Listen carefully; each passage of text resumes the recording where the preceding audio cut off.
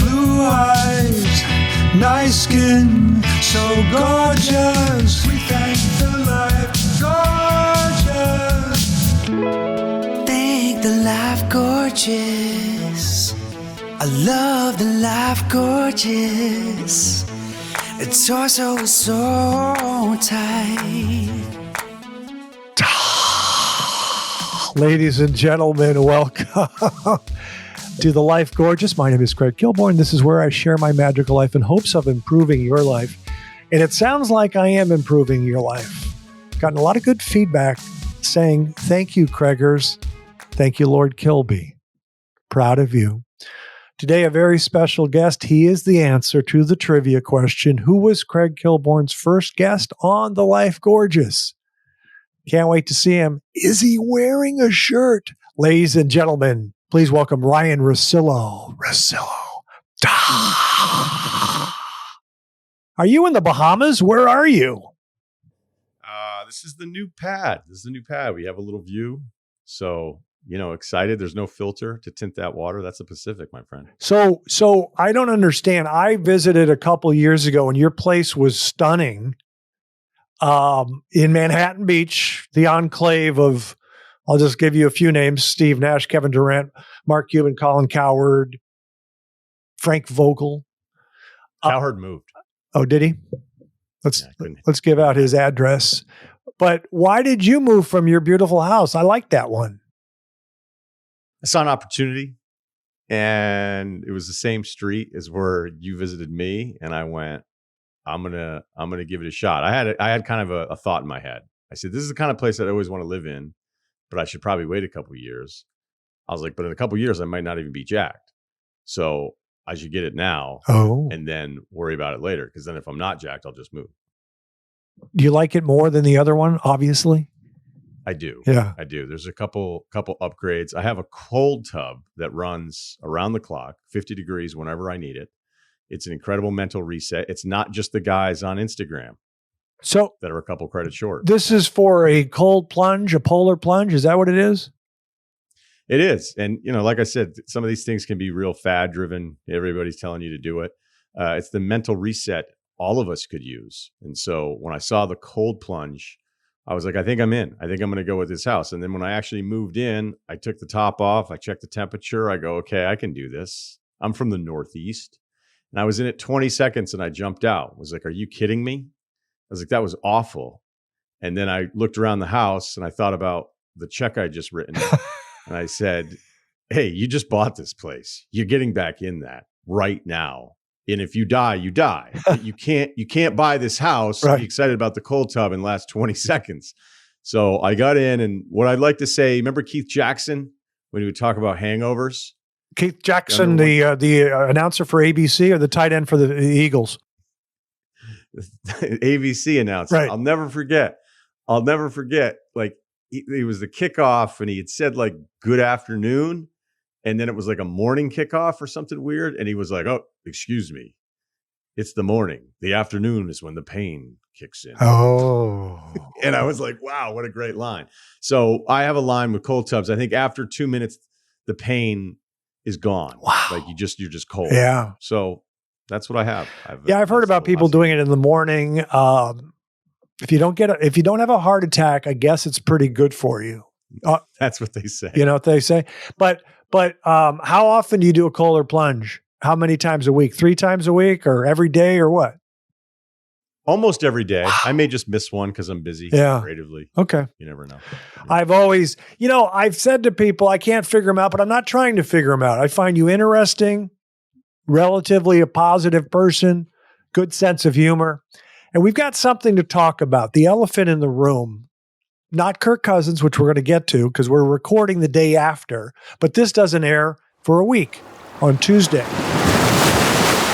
You had an event down in Manhattan Beach. It was a live podcast, and you do a few of them. You're going to tell us how many you've done. And this was at a place called Club 900, which is a members-only club in beautiful Manhattan Beach. There were 3 guests. I was one of them, along with Austin Reeves and Richard Jefferson. I thought it was a fun event. It was mobbed. It was packed with your fans. You didn't like the way it went, at least with me. Go ahead and let's talk about that. Let's break this puppy down. We've got plenty of time. Yeah, I didn't. I had to call Craig after because he was gone so soon that I was like, uh-oh. And then I texted and was like, hey, that was fun. And then, you were nice enough. That was fun. And then we did like a full Monday after recap where I said, I just give myself C plus maybe. And I think I got arrogant in the interview. Normally I prep out all these plans and different paths. And if we go here, we go there. And I was like, oh, it's Kilborn. We'll be fine. We'll be fine. So I didn't feel like I was as locked in. And then I feel like I asked you some of the same questions that everybody's already asked you, that I know I've asked you multiple times. But I also felt like I had to play to the audience and play the hits. Let's get an ESPN story in there. Let's get a famous person story in there. Let's have some fun. So I didn't think it was bad. I just know that I can do better. And it bothered me. Right. So when we talked the other day and rehashed it, you said you gave yourself a C minus, and now you just said C plus, which is fine. Were you not a C minus, C plus student in high school, or what were you in high school? I ended up doing pretty well in high school. I had 1 year at my previous high school where I wasn't as locked in as I needed to be, and my father would we'd go fill up his P at an F-150 cherry red, a humble carpenter. And he pulled up to the gas station after a pretty tough freshman semester. I think it's the quarters back in high school, right? Yeah. And I think I'd gotten an F in French Ooh. or something. He just went. The guy came to pump our gas and he was like, you see that guy? I was like, yeah. He's like, this is going to be you. Oh yeah. Lord. So he gave me, no offense to anybody out there pumping gas. We're all trying to make a living. So after that, and then I moved, I did pretty well. Good. I was able to get into some decent schools. So yeah, C minus is bad, C plus. Maybe I just feel better about it now since we talked. Yeah, maybe well, but that's not what I'm here for. I'm not here for C plus interviews, Craig. So right. Well, let me just offer a few thoughts. First of all, were you offended that I got out of there because I wanted to get out of there and beat the traffic because I live away from Manhattan Beach up in the Hancock Park area? Were you offended that I left? Did you want me to stay and watch Austin Reeves? No. Okay. Look, when you live out here, you understand it. Because one of my staffers went, uh-oh, like, did he not like the interview? They're like, he's already gone. Okay. And I went, well, it's 4:30. It's Friday. It's LA. Right. I go, he's got a dinner. He's got an early dinner waiting for him, and he knows the game, and he's getting out of here. He's not wasting any time taking pictures and all that kind of stuff. So I knew strategically why you left. I didn't think it's because you were upset. No, I wasn't upset at all. I thought it was a fun event. It was mobbed with people. It was very crowded. As you pointed out during the interview, it was hot. I, of course, was wearing a sport coat. I needed some fresh air, and I just wanted to get, also I'm going to have some wine. I want to drive near my house, have some wine near the restaurant where close to where I live. So there were all these different reasons to take off. Also, I want to point out to the people, I don't think the podcast with me is anywhere to be found. I think you just use the Austin Reeves one. So if people are kind of looking around for it, I don't think they'll find it. The questions you asked, I thought were fine. I did tell some good ESPN stories. I didn't know what you were going to ask me. You started off and you said something, and I want to know if it was the word you meant. You said, you're kind of exotic. Did you mean to say eccentric, or did you mean to say exotic? Eccentric would be the better word. It would. But I don't think exotic's not any part of the scouting report, right? Exotic tastes. I do have exotic. Well, I used to joke that I like exotic women, but you can't be making that joke anymore. Yeah, we don't do that anymore. Yeah, it's an interesting word. I mean, I love, I don't consider French food exotic, but anyways, I thought it was an interesting word choice. I thought we would play to the crowd more because I did ask if they were Laker fans, and I wanted to talk a little bit of hoop, but we were telling some stories. And the other thing is, Princess Cherry said, when he gives you a gift, even though it's an old Jaden McDaniels Defensive Player of the Year packet or whatever, thank him. And I was just looking at it and saying, I'm going to take the ball cap, which fits wonderfully, by the way. I love the ball cap. Love it. I walk through, I do my exercise. I walk through bucolic Hancock Park, and I got to wear something to protect myself from the sun. So my point is, I had a good time. The interview was fine. It was solid. And I had this idea where it was such a fun event. We can do it again. And I think the Ringer, let it be the Life Gorgeous with Craig Kilborn featuring special guest Ryen Russillo. The Ringer pays for everything. We go up to Carmel. We go to a wine bar or a French restaurant. We go Napa and we go Sonoma. And we do it up at a cool wine bar or French restaurant. We do the event again. I'll interview you so we can control the content. There won't be any C pluses here. So what are your thoughts on that? You're one of the few where I'd be okay as the supporting act. Normally I there's not a long list, and you're on the short list of like, I can roll with that. I think when it comes to live shows, sometimes you have to worry about the passion for the artist in that area. If you are strong to quite strong in those locales, then we could probably make this work. Right. I don't know what kind of numbers I pull in Sonoma. I don't know my Sonoma numbers. Do you? We get Thomas Keller to come by from the French Laundry. I mean, so many options. And this is my other thing I was going to say is Bill Simmons runs the Ringer. He's too preoccupied to approve this. And the reason I say he's preoccupied is because of the Patriots. And I've been waiting to say this for a while. The Patriots are who we thought they were. The Patriots are who we thought they were. They had a little blip of Spygate and a couple Super Bowls, but this is who they are. I'm kidding. But my joke is Bill's busy. Nephew Kyle runs the show. He'll approve this Life Gorgeous with Russillo traveling podcast in a second. He will. I mean, the guy loves to get out on the road, and another version of events. He's working for, I don't know, maybe I'm trying to think of like the perfect band for him to be a roadie, because they can't be like too successful, but they have to have a following. Right. Like it's not Bon Jovi, maybe Cinderella. I only met Kyle. It was a few years ago for 2 seconds, but I liked him. Is he moving up in the company? He is. He's not really even my producer anymore, but we still have him on for life advice because he's so good. Like, here's an example of the other day where we were all talking about different car accidents or times being pulled over, where I was on my way to an Allman Brothers concert while I was in college in the car that we were in. The guys were so excited. The guy behind the wheel started waving to his other buddies. He wasn't inebriated, but he was just excited, ready to go. The Allmans, Greatwoods, and he rear-ended the car in front of us while he was looking out to our other group of friends that were already parked. And it was the worst, but it was understood. Like, it wasn't going to screw up the concert for the rest of us, right? Yeah. So we all get out of the car and we're kind of like, what are you going to do? And the guy had to call his dad, and his dad had to drive 2 hours away from Connecticut to go and get the car in Greatwoods, right? The reason I bring that up is like, Kyle goes, oh yeah, that reminds me. We got into this car accident. We were trying to go to McDonald's at 2 a.m. He's like, we rear-ended another car. And he's like, and the guy in the front seat had a warrant out for counterfeiting. And I go, okay, well, you took it up to another level, Kyle. Right.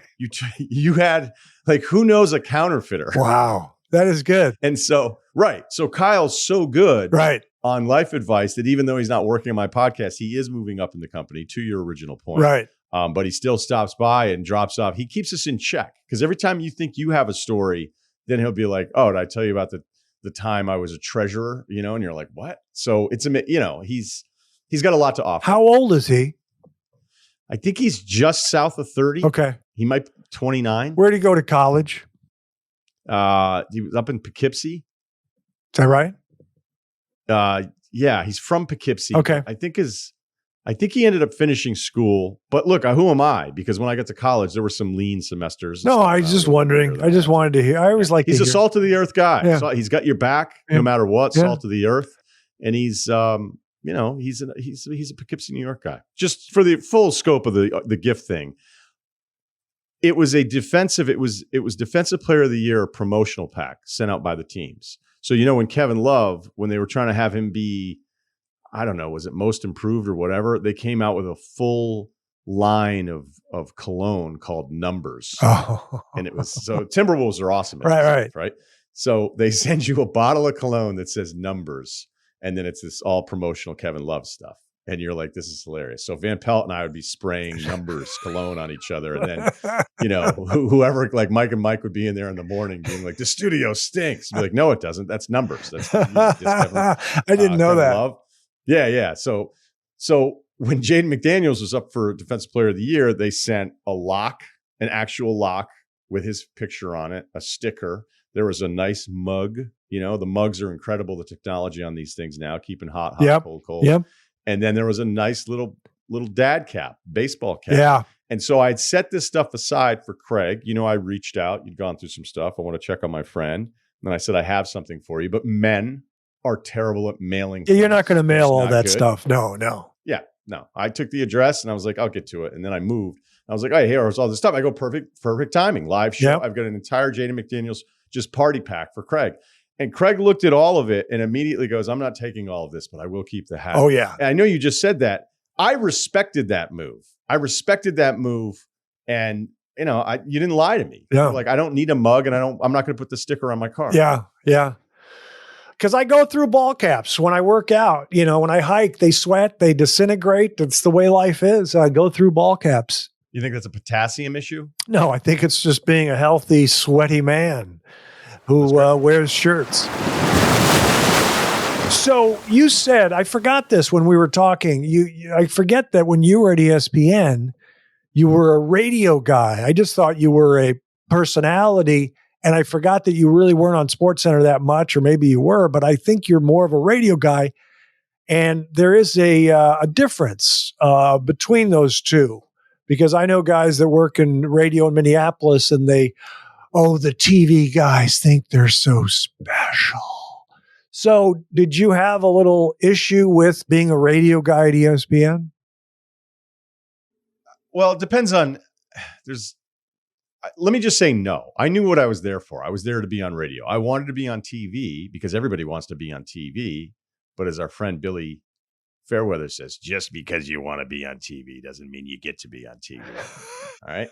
So I wanted to do some of the other stuff. I'd like to stop by First Take. I'd like to maybe do the late NBA wrap-up shows, but as a non-player, non-coach, it's nearly impossible. Now, I think the industry's changed a way where opinionists are kind of a thing, and opinionists are the star of sports television now, where in your era, the star was the anchor. Like, you guys were the rock stars. Right. And that has changed dramatically, where that's kind of like an endangered species right now, the rock star anchor, whether it was nationally at ESPN or even the local market guy. Like, I think that whole industry, that'll never be the same Correct. anymore. Yeah. So I was always trying to find a way to get on TV. I did TV for the Celtics for like 5 or 6 seasons. I think I did 80 days when they won the title in 2008. I think I was in 80 different shows. Wait a second. Were you doing ESPN and the Celtics at the same time?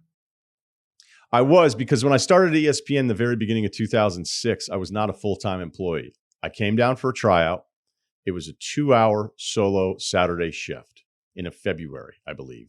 It was Disney the weekend. I don't know if they ever roped you into that, but it was Disney the weekend, and then all of these on-air people would go now to Disney. It was a big cross-promotional thing, obviously owned by Disney. It made a lot of sense, right? Synergy, so they like to say. So they were so desperate. They were so desperate for a fill-in shift.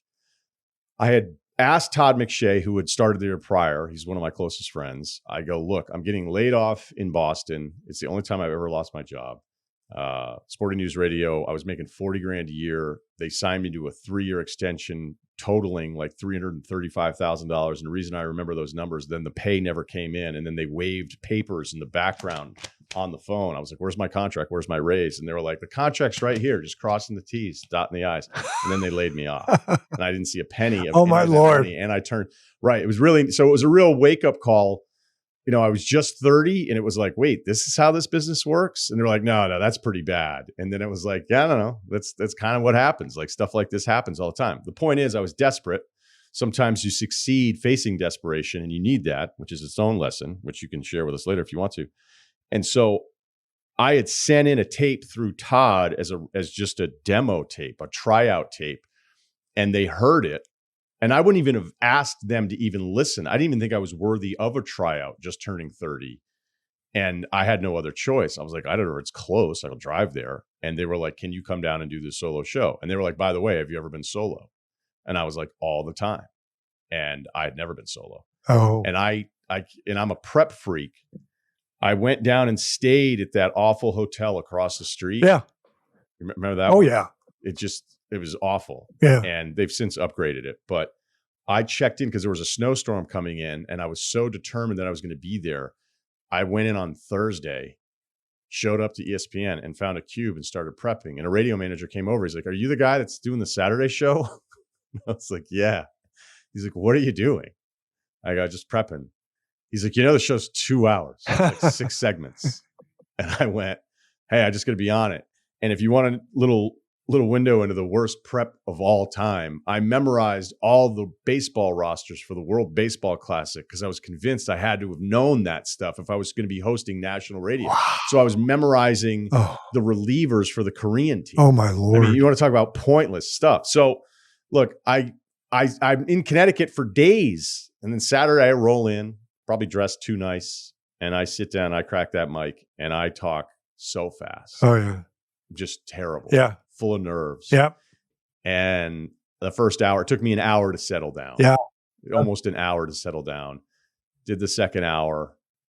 The guy was like, that was in charge, was like, hey, I'll call you Monday. And I was like, okay. Right. And then you spend like, okay, Monday all day. I'm like making sure your phone's charged. Like, he didn't call me for like 3 weeks. So that whole time I'm like, I wasn't good enough. And here's the thing, I wasn't good enough. Right. But back then they were, I think, a little bit better at developing talent. A lot of it was scheduling stuff. So I came in at the lowest entry point of any on-air person probably there. Wow. So then when I'm there a couple years, I get to show with Scott 3 years later, I was going like, hey, can I get some TV run or can I figure out some of this TV stuff? And they were like, not only can you not do it here, you need to stop doing the Celtics TV. Oh. So they just didn't like me on TV. And part of it I understood, but I think the medium was changing in a way where I would have brought some value to it. But I don't, look, things are fine. Right. Whatever my hangups were back then, I don't even care about it now. Right. Yeah. The stories of the early years and my audition at ESPN, I remember it not being good. Now, I'm talking about the prep. What bothered me and what threw me off, and I don't know how I did when I actually recorded it. Maybe I was fine because they hired me. But it was Tim Kiley said, they go, Tim's going to help you. So he just told me what to do, but I couldn't figure out the computer system was different than the one I used in local TV. So where were you in local? Where were you? Can you back up a little bit and just give me the timeline of like the call being like, hey, we'd like to try you out in Bristol? Because this is a huge deal for you, right?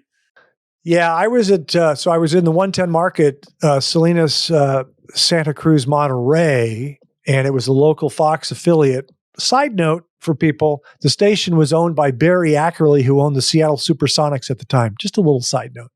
And I lived in Carmel, and I was very funny, and I was doing everything. I was doing comedy. I was editing my own stuff. I would edit the Tim Hardaway highlights with the Warriors, and I would do this thing out in the field called World's Greatest Athlete, where I play bocce ball with the Italian fisherman from Monterey.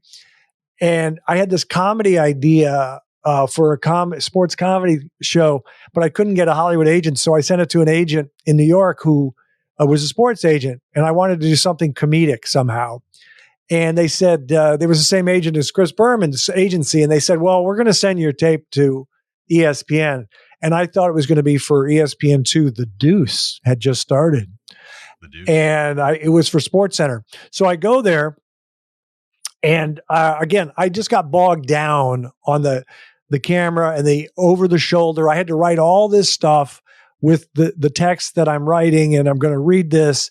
And it just kind of threw me off that I couldn't figure out the computer system, which doesn't put you in a good place then to go on the air frustrated. But they hired me, Al Jaffe hired me, and the rest is in the Smithsonian. Is that a quicker way to say the rest is history? I'm trying to think of a quick way to say the rest, and the rest is in the Hall of Fame. the Hastings, Minnesota Hall of Fame. I'm just kidding. So let me go back to Ryen Russillo. I want you to embrace that you're a successful podcaster, because you are very successful, but I feel you're anxious sometimes. Do you love being a successful podcaster? The fans down there in Manhattan Beach loved you. Wow. Is this something we've talked about, or are you picking up on these things? I don't know. You told me some story about making an entrance somewhere when you were doing the. Oh yeah. So yeah. Am I tiptoeing? Am I asking? I'm just. No, that's just fine. This is fine. I mean, the story is like Craig and I were on the phone. We were talking about egos. I think both of us have healthy egos. And I said, but I like to keep myself in check every now and then and remind myself that, yeah, look, I mean, if you were going to say, hey, what's your career? And like, I spent 20 years talking about people that are better than me at the thing that they do and whether or not they're any good at it. Like, You're talking about pro athletes or what? Yeah. Basically. Yeah. What do you do? I talk about guys that are way better at the thing that I wasn't as good at, and I decide on whether or not they're good. Right. Like, wait, that's weird. But you know what? You're going on financial, you're sitting there watching these guys on any of the TV shows, and it's like, well, how come you guys are working? Right. Yeah. You guys are so smart. So, I think creatively, I know creatively, so I don't need to soft sell it here. I like what I do. I thought I wanted to be on air. I thought I wanted to be an anchor. And honestly, I thought I wanted to be an anchor a lot because of you guys, because of you and Dan. And I was like, that'll be fun. It's not a real job. I love sports. I'm into it. I had an internship at a CBS affiliate in 1999. I hung around more than they wanted me to be there, but in a good way. Right. Like, you're here again. The internship was over and I still showed up for like another 3 months. And then there was an anchoring position open that week for the weekend shift. And they told me to actually put in the full deal, like send us your demo tape, do the resume. You got to go through the corporate structure, even though I'd been there interning for 9 months. And it was weird because had I gotten it, it was going to be like top 50 market. And I'd never been on the air before. And back then you're trying to think of like, what's my catchphrase going to be? Like, how am I going to do the funny thing? And it's like, man, you got like 3 minutes to work with in local news. Right. And I wrote scripts for the anchor sometimes, and I started writing in like different stuff. Like, I was getting a little more opinionated. I think I had like a guy steal second for the Red Sox and was like, yeah, good thing they traded for him. And he like read it on the prompter because he trusted me enough to write their highlight stuff. And he was like, hey, he goes, kind of funny. Don't ever do that. Like, we're local news. We got to get out there. I can't be reading your zingers in the prompter. Right. And you don't even really work here, man. We all really like you, but whatever. And I thought, maybe I don't want to be on air. Maybe I just want to work in a front office. And then I started trying to write. And that was in 2002. I bought Final Draft. I read all the Sid Field stuff. And I just felt like I was really into it, even though I sucked at it. But I was into the craft of it, and then kind of like regretted maybe I should have gone to school for this. But sometimes you don't figure out when you want to figure out. So I think what I'm saying here in the longer answer is I like what I do, and I have a really good life, and I've busted my ass. And there's not a lot of people that get to a point, like, it's a tough business. And if you can actually like make a living and be on the air for 20 plus years, you should feel proud about that. But I would say creatively, it's not exactly, filling my appetite here, which is why I still try to do other things. Follow-up question from Mr. Kilborn. So again, you're a very popular podcaster. Everyone does a podcast, but yours is you're with the Ringer, and it's very popular what you do. So you should be grateful, and you sound like you're grateful, right?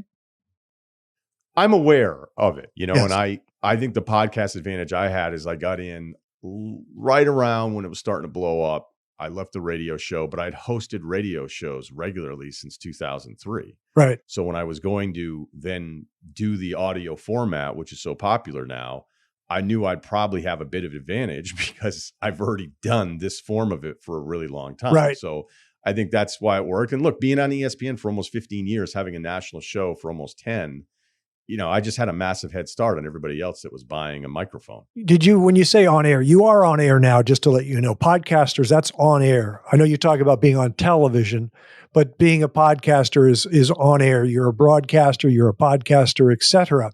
Did you ever want to be an actor? And the only reason I say that is, I remember I heard Mark Cuban say, yeah, when he was young, he took some acting classes in Hollywood or something. Did you ever want to be an actor, or did you want to be a director? Did you want to work in entertainment? And again, you don't have to tell me your secrets if you don't want to. No. The only thing I started thinking about was after I was in New York for a while, and I would go to plays. I would go to as much as I could, right? So you said go to plays? Is that what you said? Yeah. Okay. Yeah. I liked them because when they're really good, they're great. And when they're bad, you can kind of be like, hey, this is bad because of this reason or whatever. Mm-hmm. So during the pandemic, because, I'd moved out here. It's no secret. I wanted to get into TV writing. I knew I was going to be coming out here, and I'd be naive about how the industry works. And speaking of the desperation thing, sometimes I wonder if it hasn't gone as well as I thought it would go because I'm not desperate enough because all the other stuff has worked out, as far as the sports stuff. But there's also, I think, some tastes, as far as like what I like to write or the stories that I would want to tell or whatever that might not be, basically aligned with what's popular right now.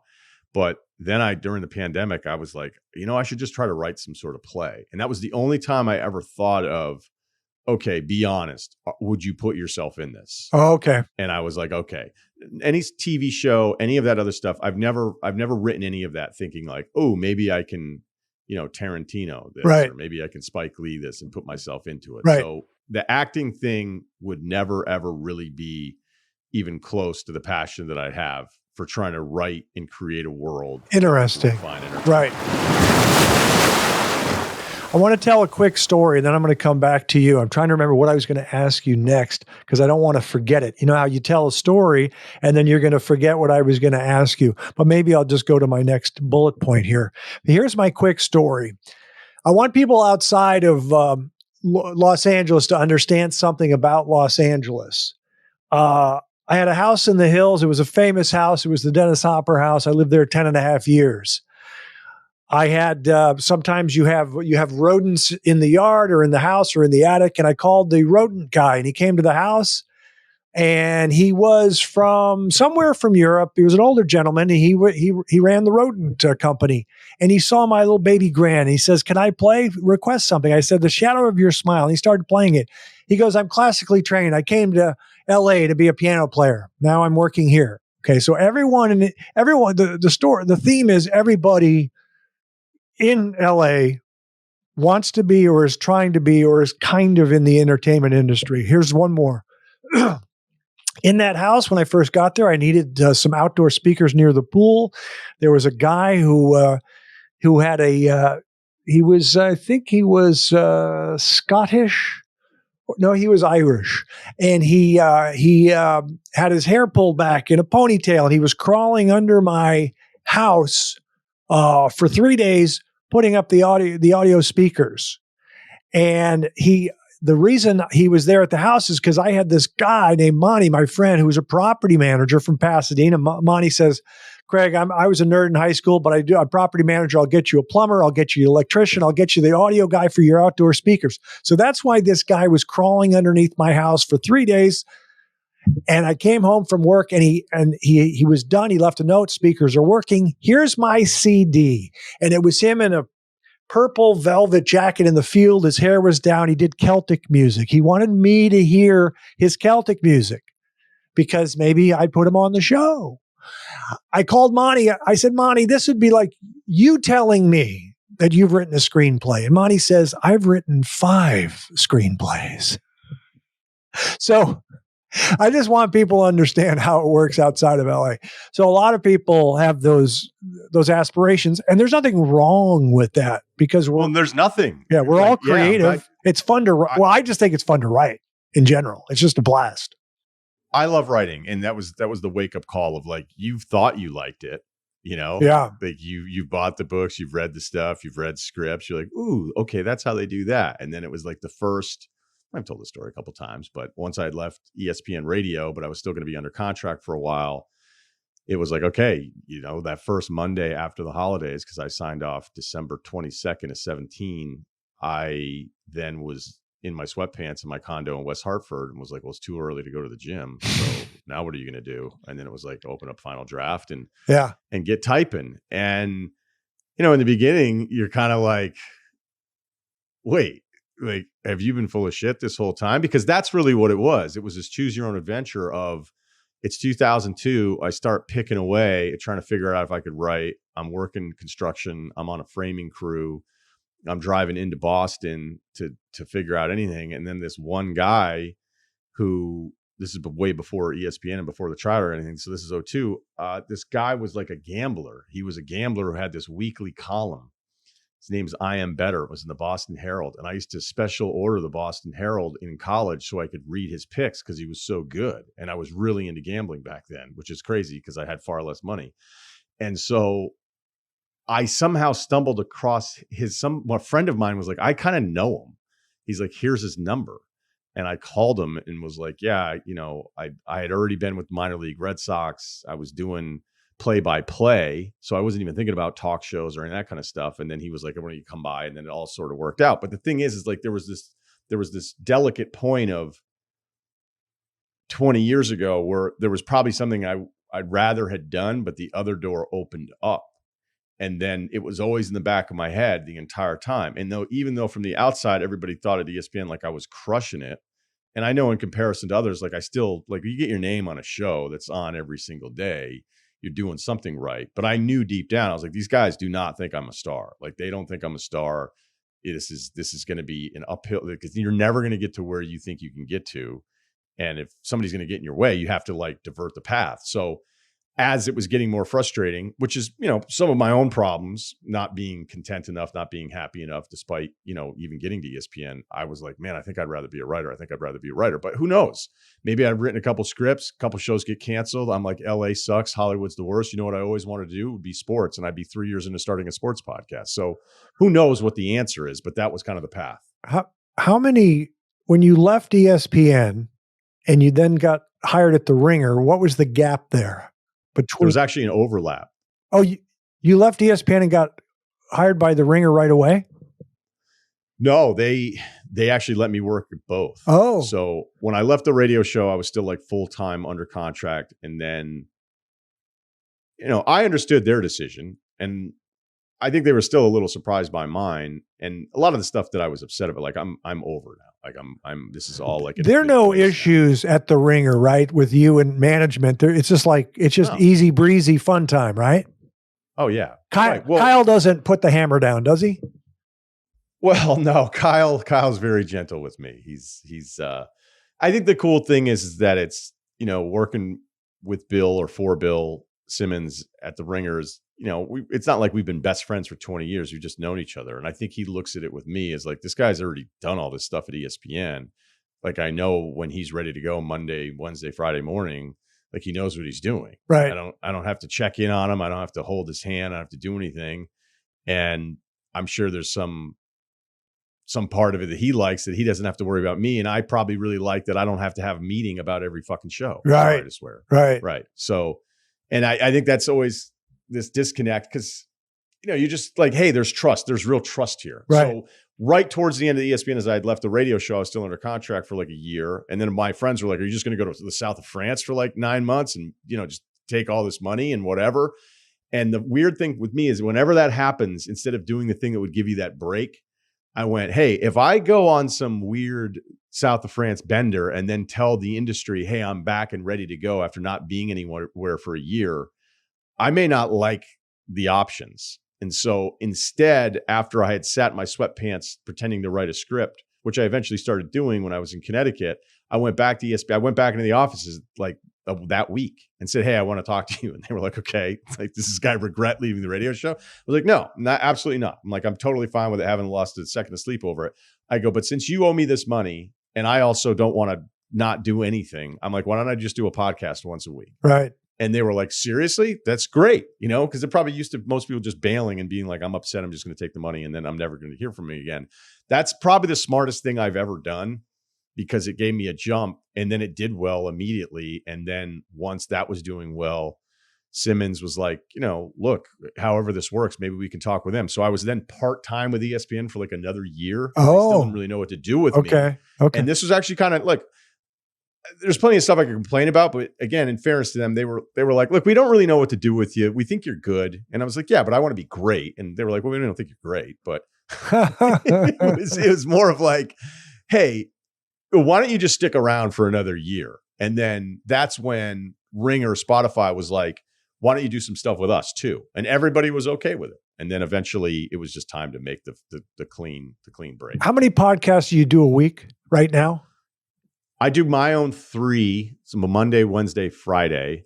And then once football's over, Bill and I get going on those Sunday night NBA ones. And then I'll usually scale back to 2. Every now and then there's a little extra thing, or we'll throw something else out there, but it's basically 3 a week. When you do your podcast on Monday, you record it Monday morning?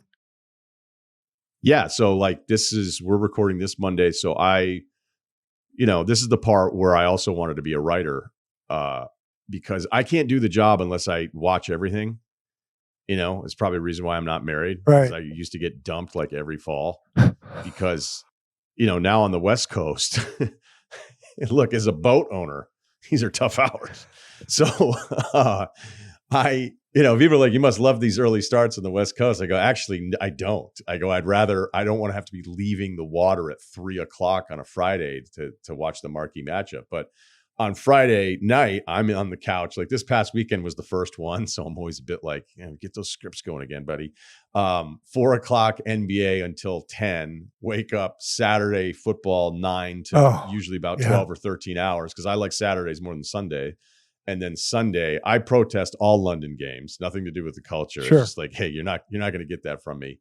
Try to get a workout in, and then Sunday's all the games. And then I usually write out one monologue Sunday night. And then Monday morning, I'm up by 5:36, writing out another monologue, prepping the interviews, figuring out some of this stuff. I mean, again, it's not heavy lifting. It's just a lot. What's the turnaround when you record and then before it airs, your podcast?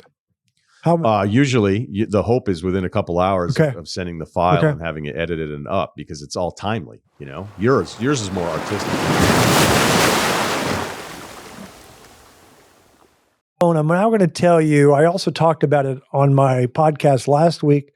I'm going to tell you a childhood story. I want your reaction to it, and tell me if you ever did anything this silly. So I was probably, 5th, 6th grade, and my brother and I loved the NBA. I was a Clyde Frazier fan. He wore Pumas, and we would go to the park, and instead of working on our game, we would practice being introduced. The introductions were so cool, and we would trot out very stylishly and dap each other. And here's Craig Kilborn. Okay, do you think that's pathetic, or do you think it's cool that we worked on how we would jog out for the starting lineups as we prepared to play in high school one day down the road? Do you think that's pathetic or kind of cool? I think it's the coolest. Oh, really? I mean, but I'm also guilty of doing a lot of really weird stuff as a kid, as far as like putting yourselves into those worlds. So would you get down to the point where like, you'd be like, no, let me go backwards and do it again? Oh yeah. We would do it a few times. We would practice a few times. We'd wear wristbands. There was pretty cool in the 70s. There were red, white, and blue wristbands. And we said, this is not the Globetrotters. This is not, because we thought the Globetrotters were silly. But no, we would do that. And then I want to give you another layer that's very cool. We changed our names, because, my favorite player was Julius Erving. His middle name is Winfield. His wife's name was Turquoise. And so my brother's name, he would just take names that he liked and combine them. So his name was Satchel Holland. And my name was Sweetwater Gilmore. But there's more. And I had a nickname. My nickname was Golden Boy Buttercup. Sweetwater, Golden Boy Buttercup Gilmore. Your reaction, Ryen Russillo, go. It actually makes a lot of sense, though. It makes a ton of sense. But the fact that you would be Sweetwater, but you'd have a nickname on top of that, like, who do you think you are? Overkill. We're being a little greedy here. Okay, see, here's why I'm going to tell you it's not weird, at least to me, because I love this. And I think the cool thing about all of us is you can go back into your childhood and like almost unlock the maze going back. You're like, oh, wait, that's what I was into. And that was something that I used to play in the backyard by myself, right? and I would either reenact an entire basketball game. And the first team I loved was the 82-83 Sixers. I loved that team. Moses, Bobby Jones, Dr. J, Mo Cheeks.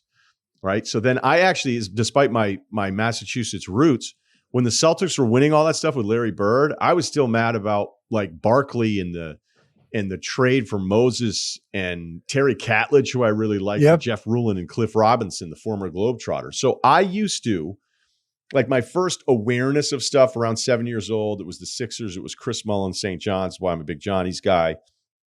I would start to do the pregame as I was dribbling in my driveway. And I would do this probably until, like, I don't know, maybe 13, 14, whatever, because I'd be young enough that it wasn't too weird. 15, you'd be like, what's going on with this kid?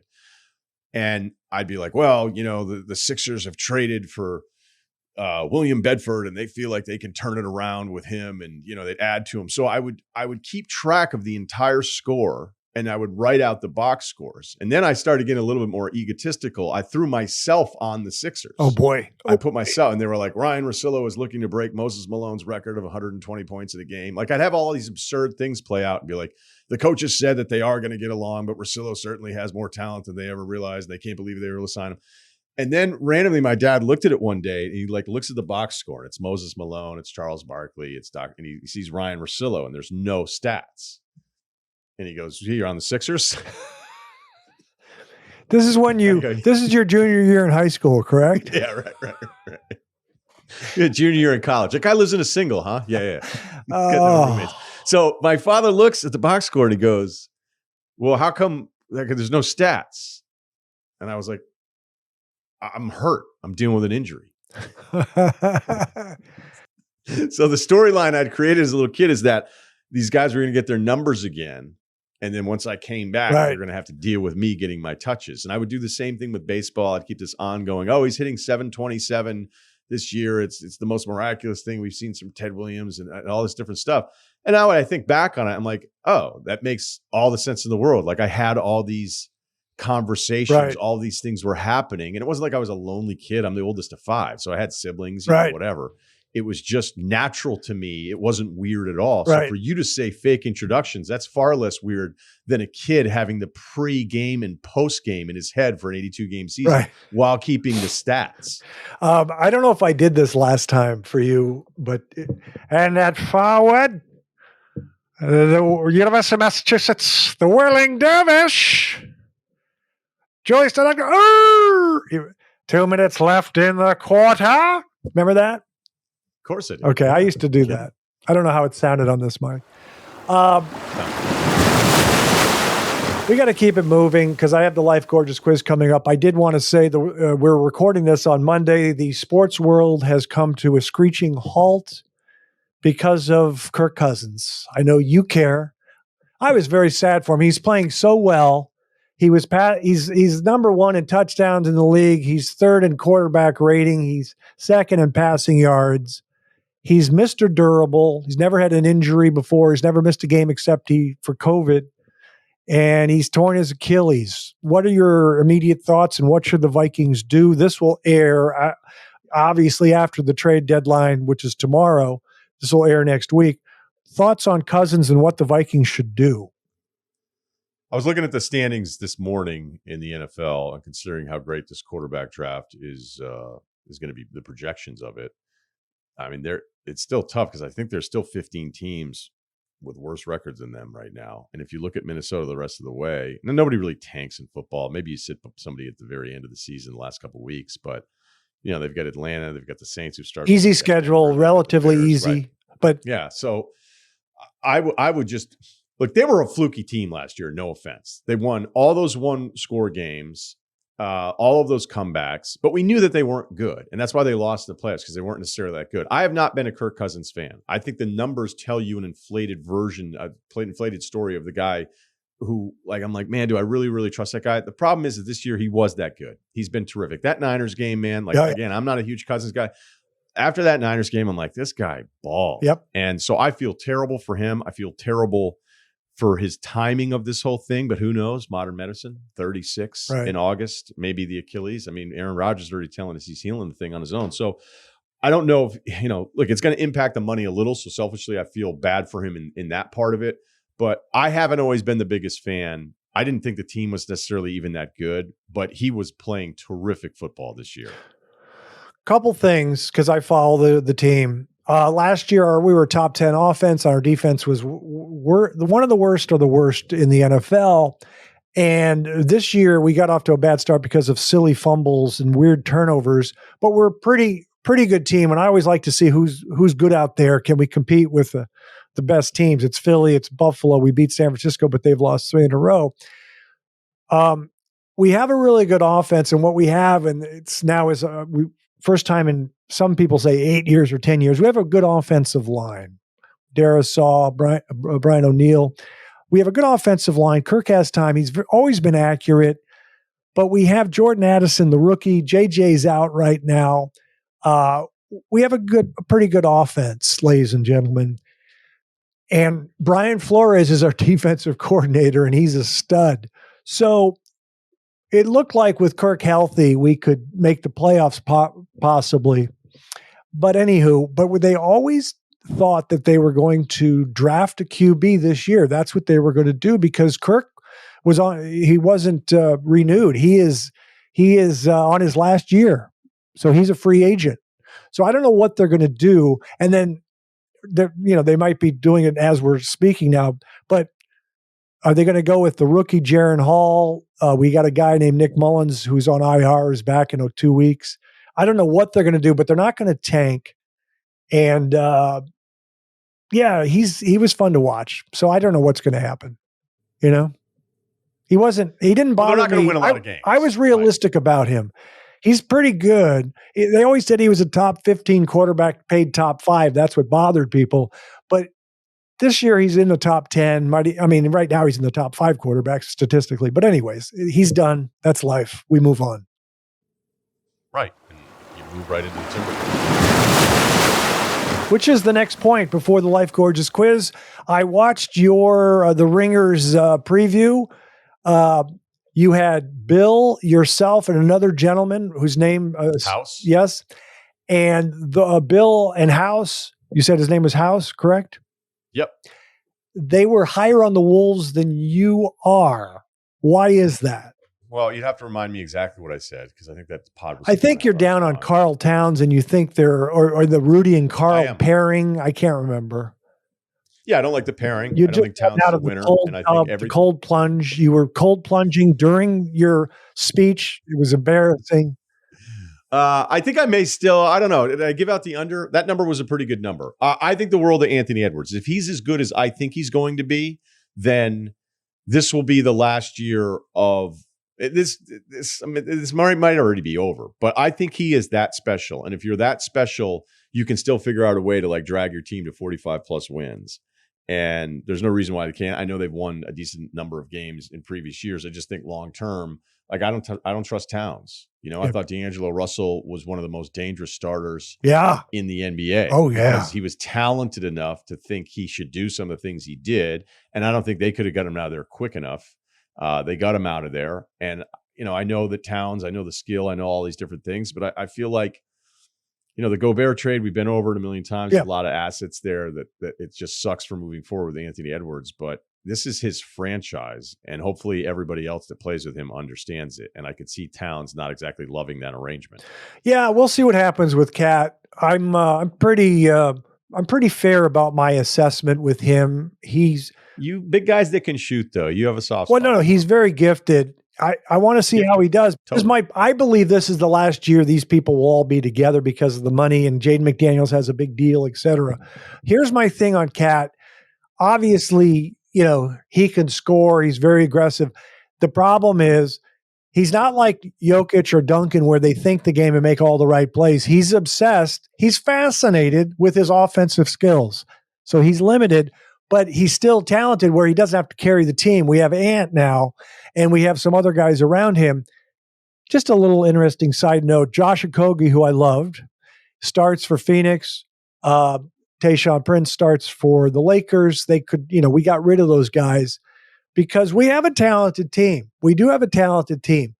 Very disappointed in our first game at Toronto. We didn't look connected. Both. You missed a million shots, though. Honestly, like that shooting performance was so bad. Oh that you God, just go, it was okay, it was whatever. awful. Yeah, right. But I do think it's a little tough sometimes. We're not always cohesive. The coach says the ball gets sticky, but we beat Miami without everybody. But at Atlanta tonight, we'll see. I have us at 47 wins, just to let you know. I think that's the right number. I think that's kind of what would make sense for them. The West feels packed, but on paper it's packed. But clearly, there's going to be a couple teams that just we're like, hey, what's wrong with those guys? And that's what happened. I mean, there were 42 wins last year. They were the 8th team in the West, but Ant has another level. Yeah, and I don't want anything. That's how special this. There's not.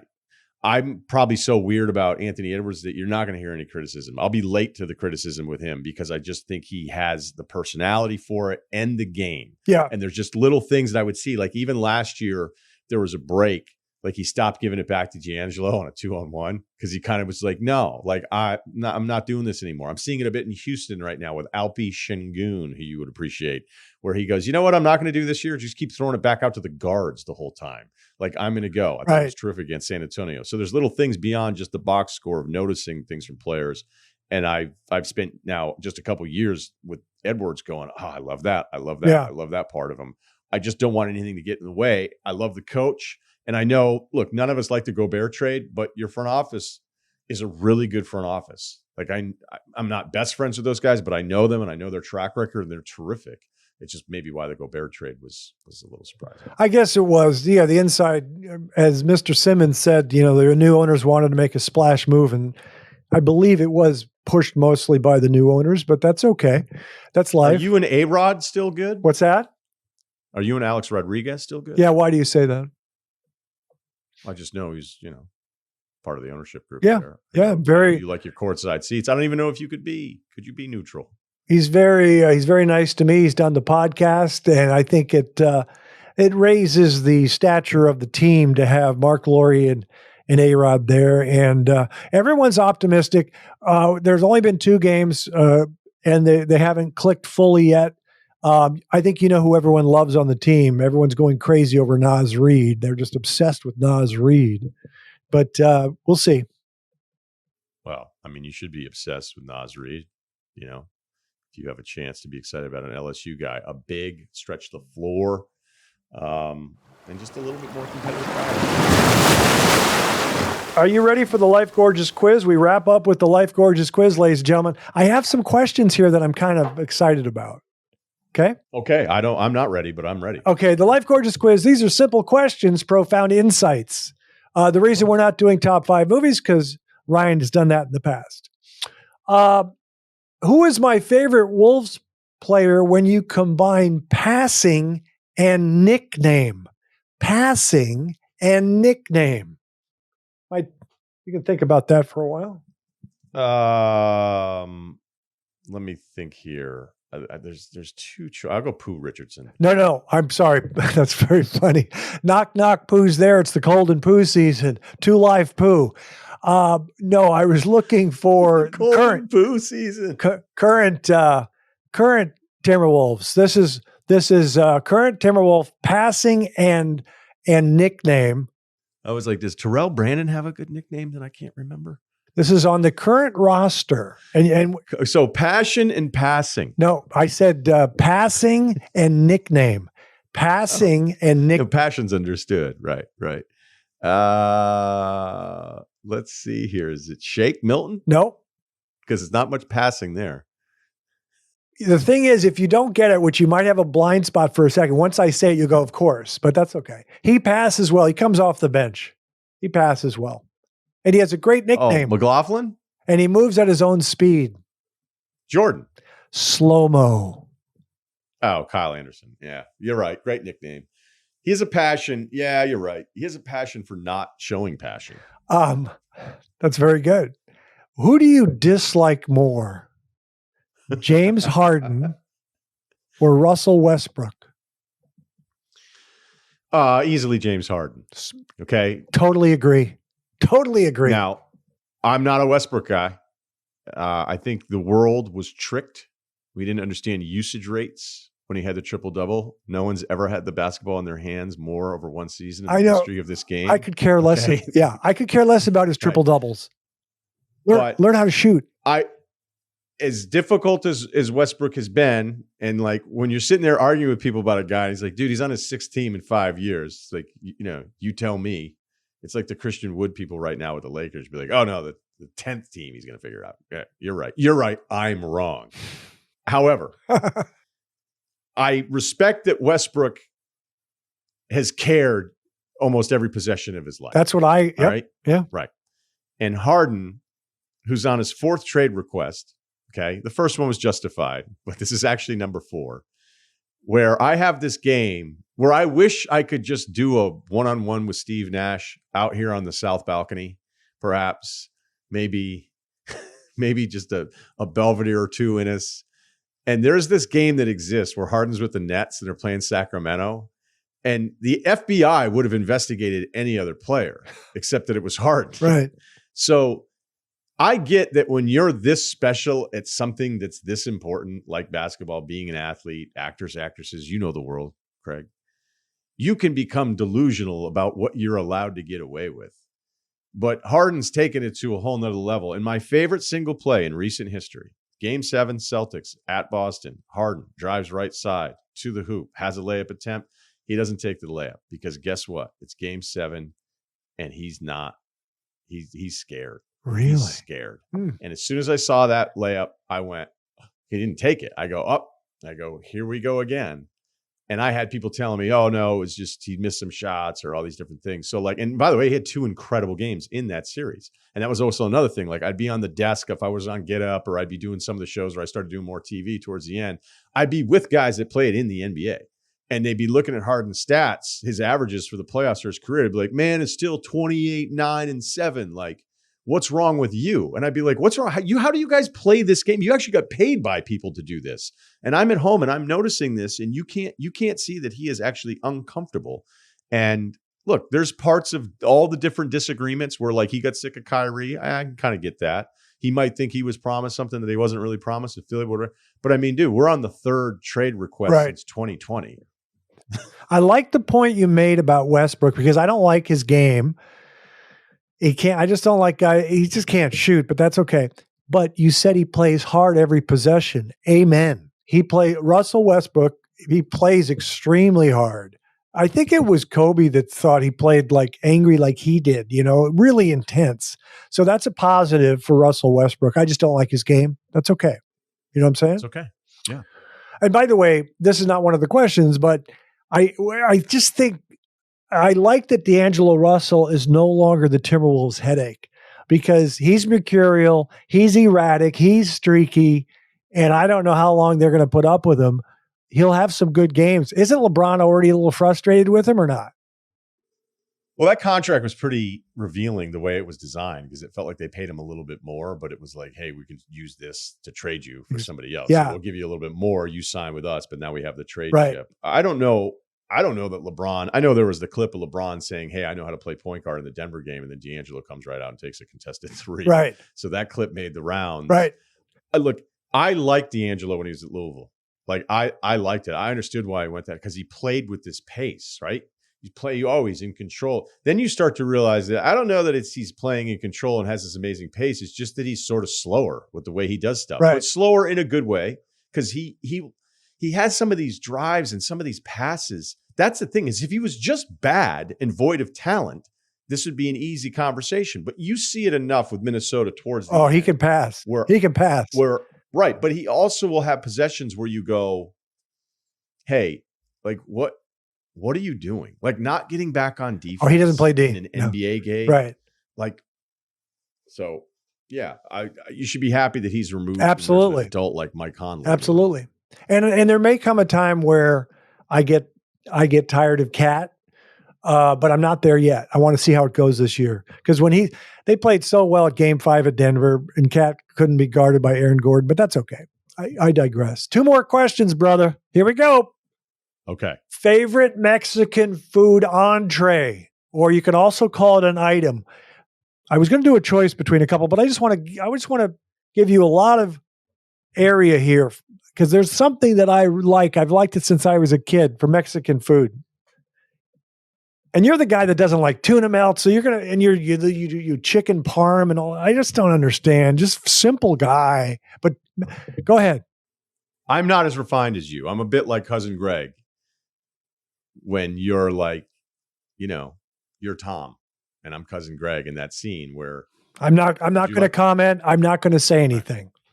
All right, but me liking chicken parm shouldn't be a negative. I'll say this: no one ever believes me, and I don't blame them. I'm not super huge into the traditional Mexican dish where I'm like, what was it before you put 17 moles on this thing? So there's a place in Glastonbury, Connecticut that you would have loved had it been there during your heyday. You may have gotten a condo in Glastonbury, who knows? Called Sayulita. It is the best Mexican food I've ever had in my entire life, and it's in Glastonbury, Connecticut. Wow. They have a buttermilk fried chicken taco. Ooh. That is, and whatever their green sauce is, I cannot replicate it. I've been ordering stuff. I'll do samplings of just green sauces, a little citrusy. I don't want too much bite. I don't want smoked blanc. Tomatillo. I know. But I can't get it quite the way they do it. There's this green sauce. I bought 2 bottles last time I was there. I was like, send these out. I was like, hey, can I get in touch with somebody here? Because I'd like to open one of these in Manhattan Beach. I could have you down, Craig. For tacos. Yeah. The sun sets, maybe a spicy marg for you off to the side. We wear robes, and then we get out of there early because don't chase the night. It's one of the things. That's a chapter in the book. What's the advance on the book? There's no advance. I haven't done anything yet. So you said a special kind of taco because I was going to say, what do you prefer, taco or enchilada? But then I said, let them have other entrees, chimichanga, flautas. I like that. So I'm an enchilada guy. I always have been. I always liked the enchilada sauce. And I'm not a mole guy because it's too sweet. I like enchilada red sauce. Love it, love it, love it. Ever since I was a kid. And in fact, on my birthday, my mom would make me enchiladas growing up in Hastings, Minnesota. My brother liked lasagna. She made lasagna on his birthday. Enchiladas for young Craigers. Or should I say Golden Boy Buttercup? Water. Last question, brother. And I have an answer for this. I have a gut. I have an instinct on this. The location is a discotheque. Better dancer, Ryen Russillo, Bill Simmons, or Barstool Big Cat? I'm last no matter what. I kind of don't even trust men that can dance. Means you're coordinated if you can dance. Yeah. I'm saying I think post play. I'll take Akeem Olajuwon over Bruno Mars. And by the way, Akeem can dance. If you've seen him light-footed in the post, the shimmy shake. I'm gonna go Big Cat because I think his Midwestern sensibilities means that he may not show you everything, but he's going to give you everything. I think he's actually probably pretty coordinated on the dance floor. I think it's him. Kind of like the way Barkley was nimble and could jump to the moon, even though he had some heft. Also, this is before your time, but Jackie Gleason, the Honeymooners, he could move on his feet. He could do a little something. I think it's Barstool Big Cat. I think you're right because I also think there's a Massachusetts part where you just don't want to dance if you're from Massachusetts. Cool. Yeah. Maybe the kids from Wayland or Weston. I thought Mark Wahlberg could dance. Guys. Yeah, but he was allowed to. It was different. Like he already had gotten grandfathered in with Donnie. Like it was understood that this next Wahlberg kid was going to be able to dance, and boy, could he fucking dance! I only 2 swears this podcast. I apologize, but when we're talking Mark Wahlberg, I get passionate. I have a picture of him and I together in my home gym called the Mass Station. Oh, I like that. So it's a neon light of the outline of the state of Massachusetts, and then across it says the Mass Station. So play on the word gas station, but mass for size, because I know you're more of you're a reps guy. Favorite Wahlberg movie? Go. Fear. Oh, The Departed. I think Departed's kind of a C+. I haven't seen the one. I haven't seen Fear. Thank you, sir. Doesn't hold up. Doesn't hold up. Okay. Thank you. I'll see you soon. I'll come down to see the house. We'll do the holiday thing and we'll check it out. We having Christmas here? Well, I'll come down during the holidays and we'll have a drink or two. That's what we're going to do. I'm going to have a little gathering, the who's who of who's in town. Once they find out you're around, look out. Good luck getting in to that event. But you're always gracious. You always take care of me whenever I need it. And I want to let you know that. So thanks again. Thank you. And thank you for the Jade McDaniels hat. Appreciate it. There's a couple people that have the sticker and cup. I don't know who they are, but I hope they enjoy them. It's not Austin Reeves. He didn't want any part of it. Thank you, sir. That's our show, ladies and gentlemen. We'll see you next time. And remember, young people, I'm proud of you.